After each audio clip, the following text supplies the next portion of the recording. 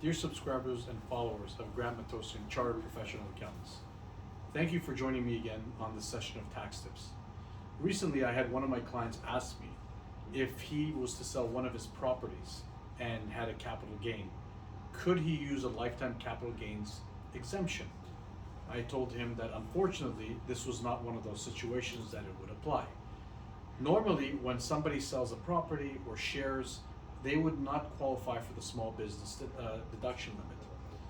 Generally, what this only happens in cases where when they sell a farming property or what's called a qualified small business shares.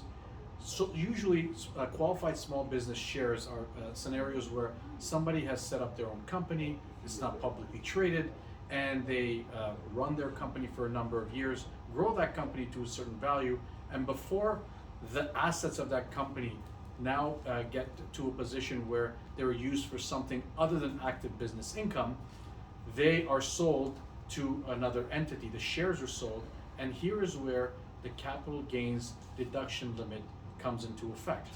Somebody could sell their business for essentially $883,000 in 2020 and would not have to pay any capital gains tax on that sale of shares.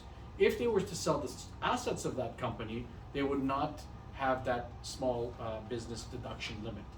This is a lifetime cumulative amount, which means that if I was to sell a business for $800,000 and then I had another $83,000 to now use in the future, these can also work for a company that they work for and they have shares of that still qualify for this small business deduction limit.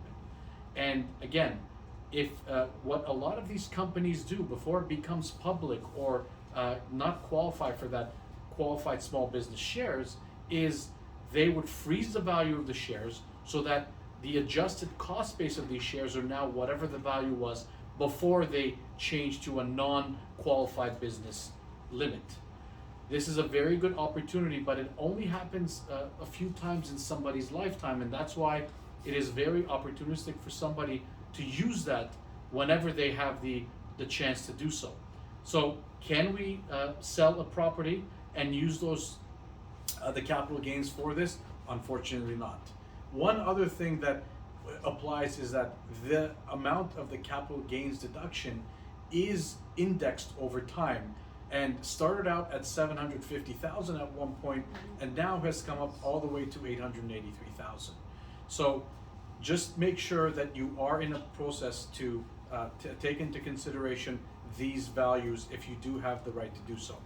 Except for condos or regular shares of a company, these won't apply. Make sure you talk to your accountant about this because it's a very important topic and you want to avoid paying capital gains tax wherever possible. Thank you for joining me and have yourselves a great day.